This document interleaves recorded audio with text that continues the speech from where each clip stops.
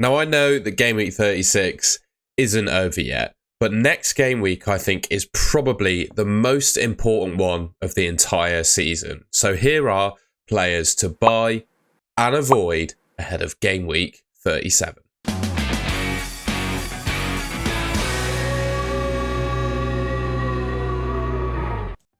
Before we get into talking about the players themselves, I just wanted to talk about double Game Week 37 a bit more broadly and introduce something to you. Obviously, when I go through the players, most of them, well, all of them to be honest, are going to have a double in 37 because I think most of the players I'm going to talk about are kind of shoo-ins really. Well, most of them are anyway. But when looking at double Game Week 37, I think there's a genuine case that some of the good single Game Week assets, the assets that only have one fixture this game week, can be just as good as others sort of on the periphery that have a double. I'm thinking comparing someone like Saka to Maddison maybe. I still think Saka away at Man United could be better than Maddison given the form that Maddison's in for Spurs at the moment. You know, things like that. And what I thought I'd do is talk through some of the key teams that have a single game week that I think are still worth keeping your assets from. Not saying I'd necessarily rush those players in your team, but I've seen quite a bit of a trend on Twitter of people suggesting selling good players in order to bring in what I think might be average players that just have an extra fixture. And particularly with Spurs, right? Their first fixture v Burnley is obviously a really good one. But then they play Man City, who are obviously charging for the title. And if they lose that game, it obviously means that Arsenal have less chance of winning the title. So that's an interesting fixture. And I think Spurs players in particular, I think their double game week could be a little bit overrated. But looking at some of the other teams with a single, Bournemouth and Brentford, if you've got someone like Solanke, for example, I wouldn't be too worried about holding him. Don't think Brentford are that good. No, guaranteed safety pretty much. Solanke still looked pretty lively against Arsenal. Obviously, they kept a clean sheet in that game and Bournemouth didn't score, but I still back Solanke to do all right against Brentford. You know, if you've got Pickford, he could well keep a clean sheet against Sheffield United. I wouldn't necessarily rush him out of my team in order to bring in, you know, a player with a double game week. Not sure West Ham and Luton have any strong assets really, so I'd probably avoid that one. Mateta, Eze, Elise for Crystal Palace away at Wolves, they could do all right. You know, Arsenal against Man United. Man United conceding shots left, right and centre in every game that they play. Obviously, you don't know what Man United is going to turn up when they do, but got a feeling that, you know, Arsenal could do really well in that game. And keeping someone like Saka, and they could potentially keep a clean sheet as well, right? You know, comparing to some of the other teams with a double. Wouldn't be too worried about keeping my Arsenal assets for that one. Villa and Liverpool. I feel like that's a game setup where there could be a lot of goals. So, you know, if you've still got Salah in your team, I quite like having Salah in there as a differential. Watkins, obviously the top scoring player in FPL. That might change after the Man City game against Wolves, but he currently is the #1 player in FPL. He could do really well against Liverpool. And yeah, that's the end of the single game week teams. But I definitely think there are a few single game week, you know, teams and options that are still worth keeping, or potentially, if you really want to go different, buy. All right, now that bit's out of the way, I'm going to talk for the rest of the video about double game week teams. And what I'm going to do is similar to what I've done in my previous double game week videos. I'm going to organise the players from those respective teams into 3 categories. So ones that I think are great picks and you should really consider buying. Those that I think could be decent, and then those that I would avoid. From a Newcastle perspective, I think it's quite obvious who their great picks are. I think Gordon and Isak are absolutely fantastic. We all know the form that both of these players are in. Guaranteed to start for Newcastle, I would say, regardless of who else is in the 11. Isak seems to have, you know, stayed free from injury for the recent run of games. I would previously have considered him to be quite an injury-prone player, but he seems to have survived now on the, you know, the bright side of injury and back fit. In terms of decent picks, I'd put Burn and Dubravka in there, although Newcastle defensively are not all that good. Callum Wilson as well, I'm going to talk about him in a second. I think he could be a really nice differential. I'd avoid all the other Newcastle players, to be honest. Kieran Trippier could be back for Game Week 37, but I think given how, you know, likely Newcastle are to keep clean sheets, I just don't think it's worth spending all that money on a defender that will probably concede in both games. Whereas Dan Burn, you know, he's only 4.5 million and he offers quite a bit of goal threat from set pieces, right? So he's still potentially an option, but all the other Newcastle players I'd probably avoid. I really like Callum Wilson as a player, and I really like him as a differential option. He's only 2.8% owned, and when he starts for Newcastle, he always seems to score goals. He's got a goal for every start that he's made in the Premier League this season, albeit it's only been 9. And of course, that's the risk you get when you pick Wilson, right? Is that he carries a big injury threat. But when you think he's only got to get through 3 fixtures, that's all he has to do now, it kind of reduces that risk, I think, a little bit. And he's definitely been eased back into that Newcastle team as well. He played a couple of sort of 20-minute cameos before then starting against Burnley in game week 36. So I really like him as a differential option. And I previously recommended him already, but I said previously he has taken penalties when Isak has been on the pitch. But Newcastle had a penalty when both players were on the pitch against Burnley. Isak took it, but he actually missed it. So I'd still raise the question, could Wilson be the first choice penalty taker now for Newcastle when both he and Isak are on the pitch, considering Isak missed the last one? And I think, you know, he is a natural centre forward, more so than Isak. And when the two of them play together in the same team, I'd expect Isak to be pushed slightly more out wide, with Wilson really playing through the middle, which makes me think that Wilson will probably, over the course of the remaining games, probably get more goals than Isak will. And just with the sheer amount of injuries that Newcastle have across their team as well, I think the best front three they can line up with is Gordon, Wilson and Isak. Those three are the strongest, and I think that means that Wilson is likely to play, you know, as long as he stays fit, all of the games. I really like him as an option, particularly considering he's only 2.8% owned. I mean, I think it goes without saying that Isak is genuinely one of the best centre forwards in the Premier League. He's been performing across this season, obviously apart from when he was injured. Like I said, I would have considered him at the start of the season to be a bit injury prone. Like, he would not have been a player that I'd pick in my FPL team. And even when he came back from his injury this season, I said he's as likely to, you know, get a 10-point haul as he is to pull a hamstring, because he's been that kind of player playing for Newcastle. However, he really seems to have strung a good run of games together now and proven that I think he's gotten away from his injury woes.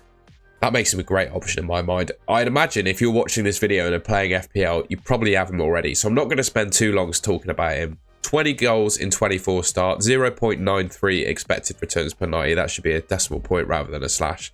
He's obviously a great option. Next up, Gordon. Again, a really good option. There's been a lot of narrative I've seen about him not necessarily being as good away from home as he is at home. That's fair enough, and I take that on board. But 6.3 million, he's got 26 attacking returns from 32 starts. I think regardless of his away record, he's a great option.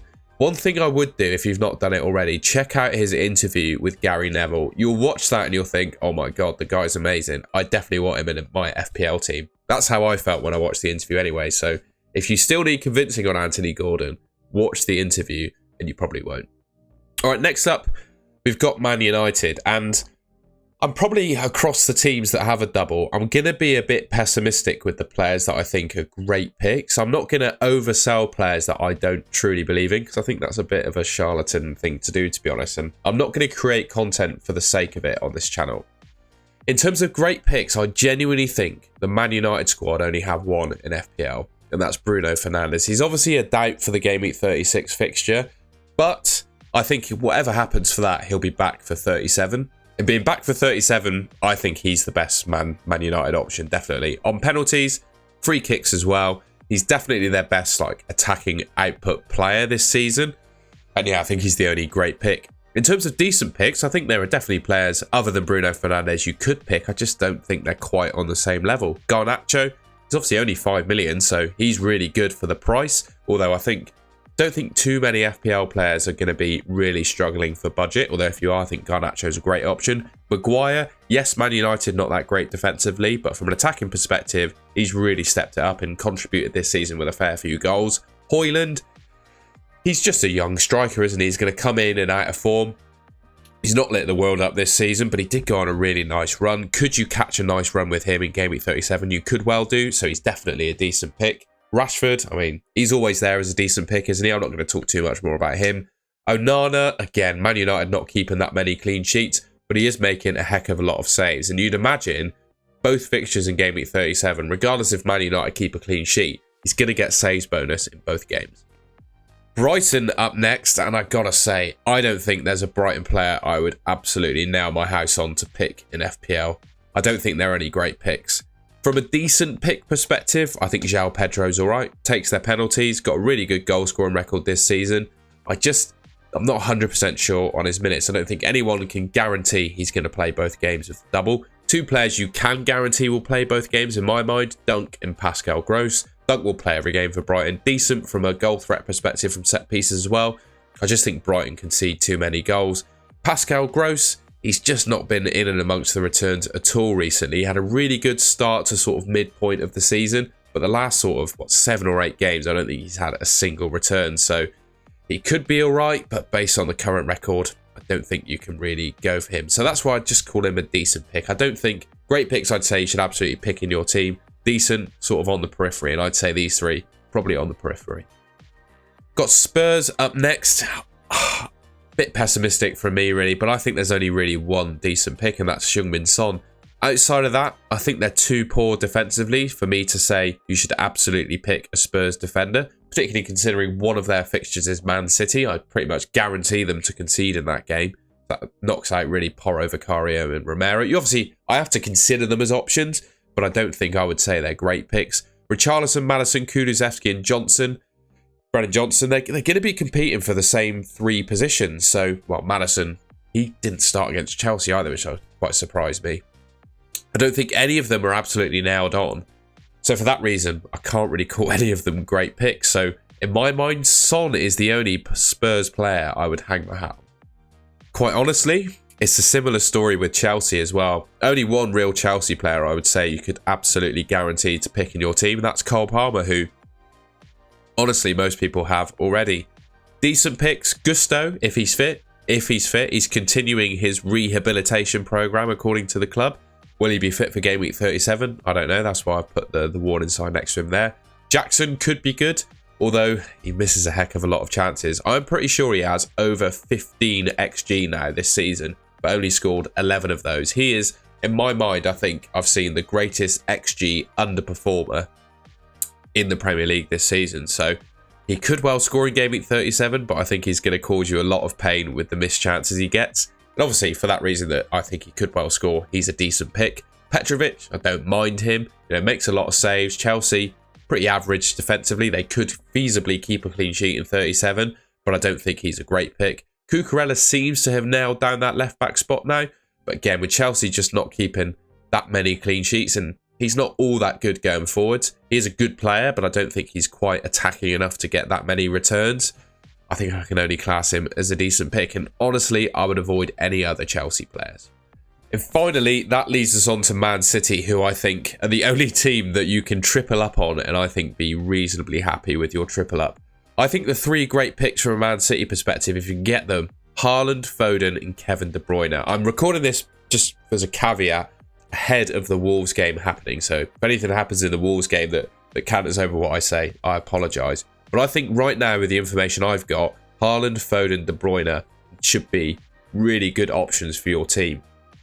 I would previously say I'd go for Kevin De Bruyne with a bit of hesitation, just with his injury record. Chelsea, I was going to say Chelsea, then Man City being in so many competitions, he's going to get rotated a lot. But the Premier League is only really the only competition that Man City are in, the only competition at the moment that they're in, so there's going to be no other games rotated in there. I think his minutes might be managed a little bit more than Foden, but ultimately with how important the league is to Man City at the moment, obviously Arsenal winning their fixture in 36, Man City are going to have to keep going, I think, to stand a chance of winning that title. And I think that means playing Kevin De Bruyne at every opportunity. For that reason, I think Haaland, Foden, De Bruyne are really strong options. I think from a defensive perspective, there are a few decent picks. I don't think you can say that any of the Man City defenders are absolutely nailed on to play every game. I just don't think anyone can make that statement apart from maybe Ederson. But I do think Ederson, Guardiola and Walker are the 3 most likely. So they're decent picks. And then ultimately I'd avoid any others. There was a bit of shout about Ortega getting in the team. I don't think that's going to happen. Ederson seems to be the starting keeper and has recovered from his injury. And ultimately, all of the other Man City players, I think I would avoid. Those 6 that I mentioned are the only ones I would consider buying. Yeah, I just wanted to talk about those defenders as well. Akanji has started ahead of Diaz in the Wolves game. I would have previously considered Diaz to be a pretty nailed-on Man City starter, but that clearly isn't the case in Pep Guardiola's eyes at the moment. So the two of those will be competing for the same position. I feel like Ake, he's not necessarily nailed to start every game. John Stones, that picture, they've done him absolutely dirty there. I don't think he's nailed on either, just with his injury record. I think he could get injured at any time. Guardiola, Walker and Edison. I think Guardiola's nailed on that left-back spot right now. Obviously dependent on performances. Walker, club captain, so important for them defensively. I think you can say he plays pretty much every game as well. And obviously Edison. But outside of those three, I don't think you can hang your hat on any of them Man City defenders starting the remaining three. Alright, and that's the end of the video. Thank you very much for watching. If you enjoyed it, please leave me a like rating. You can subscribe to the Golden Goal channel, which should be just there. And also let me know in the comments what you think of some of the players I've mentioned there. I'd be interested to hear it. Thanks for watching, and I'll catch you in my next video.